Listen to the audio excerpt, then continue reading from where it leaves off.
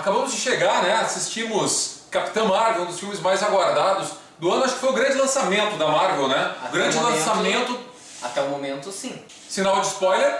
Isso aí. Agora todo mundo sabe que o que nós vamos fazer a partir deste momento é falar sobre o filme, né? Lembrando que esse vídeo... Não dá pra falar sobre o filme sem spoiler, né? Parte do princípio de uma crítica é nós falarmos sobre o filme. Né? Para que nós falemos sobre Capitã Marvel, é importante que nós retrocedamos um pouquinho falando sobre as HQs e que nós tenhamos a chance de falar sobre Capitão Marvel, tá? Foi um herói originalmente criado pela editora Fawcett, né?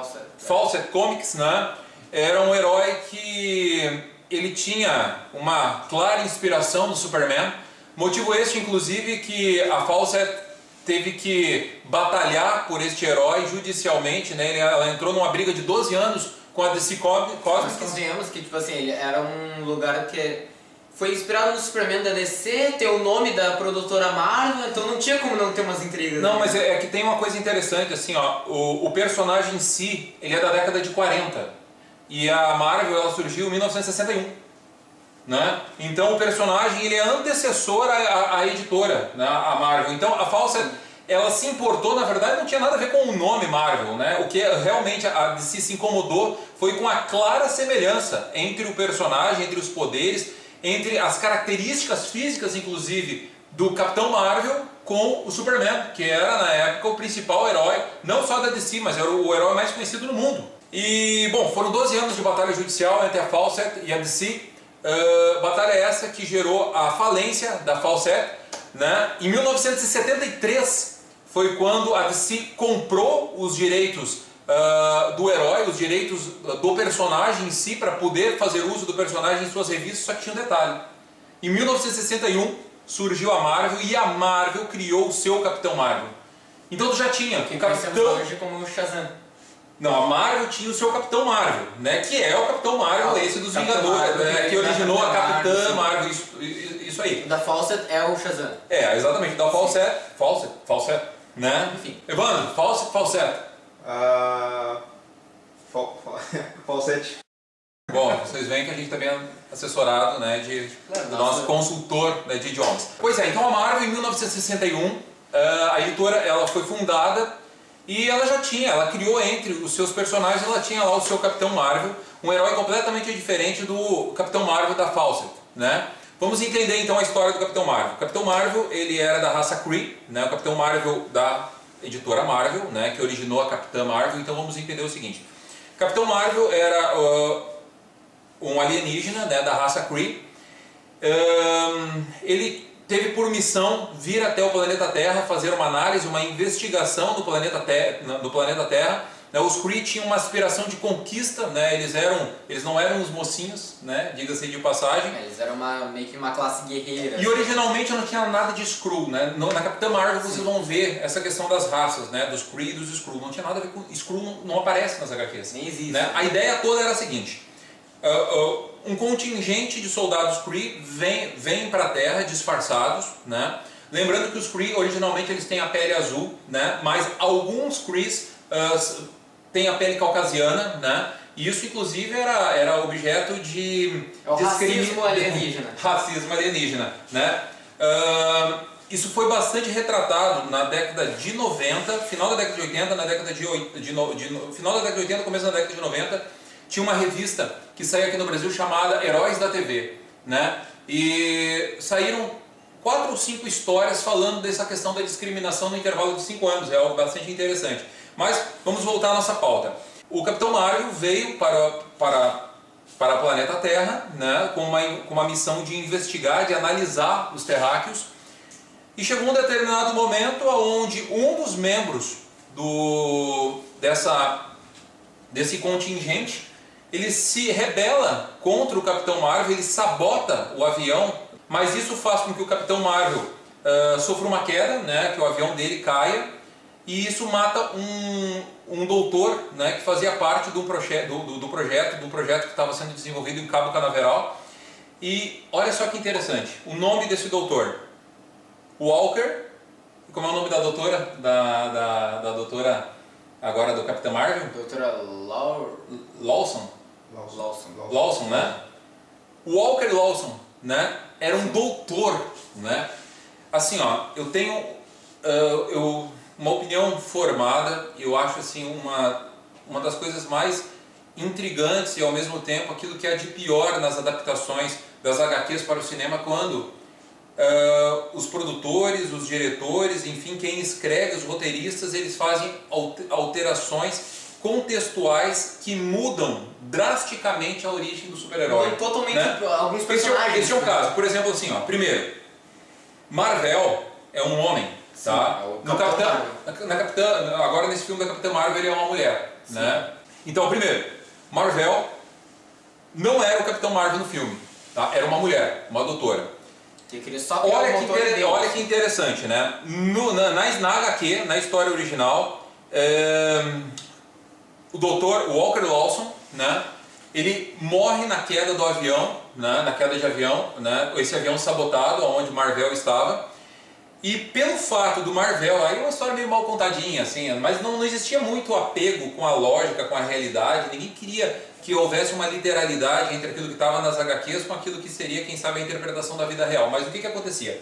Havia uma semelhança física entre o Marvel e o Dr. Walker Lawson, né? Então, Marvel, após o óbito do Dr. Lawson, ele assumiu a identidade do Dr. Lawson, né? E passou a trabalhar, a ocupar a função do Dr. Lawson, né? Que é um absurdo, né? Não tinha noção de nada. Que trabalhava no Cabo Canaveral, né?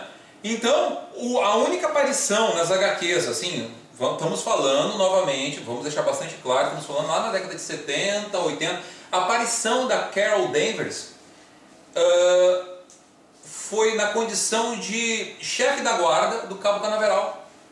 Então ela era a única pessoa que desconfiava de que alguma coisa de errado estava acontecendo com o Dr. Lawson. Existe um problema na história, no roteiro, uma necessidade de adaptação. Eu tenho horror a isso, né? Eu vejo que perdeu-se a oportunidade de fazer um baita filme retratando a morte do Superman, literalmente. Não, tu teve que pegar e fazer a morte do Superman mesclado com o Cavaleiro das Trevas e estragou duas excelentes histórias, né? A história original do Cavaleiro das Trevas em HQ e a morte do Superman em HQ eram duas histórias que não precisava ninguém inventar nada novo, era só transferir aquilo que estava... Não, mas todo e qualquer roteirista quer sempre o status de gênio, então ele quer mudar a história original para de alguma forma causar impacto. Olha só, o cara é genial, era só transcrever. Ele seria muito melhor lembrado se tivesse feito um baita filme, mas não. O mesmo acontece com o Capitão Marvel. Uma coisa interessante para falar sobre o Capitão Marvel. O Capitão Marvel foi um herói que foi esquecido, né? Foi um herói que foi esquecido na década de 90, dentro dos anos 2000, foi um dos poucos heróis que ele morreu e continuou morto. Né? O Wolverine, como ele já morreu 300 vezes, né? Não, vários heróis. É difícil ter um herói que não tenha morrido. Né? Se tu parar e analisar herói por herói, é difícil tu pegar um herói que tenha superpoderes que não tenha morrido.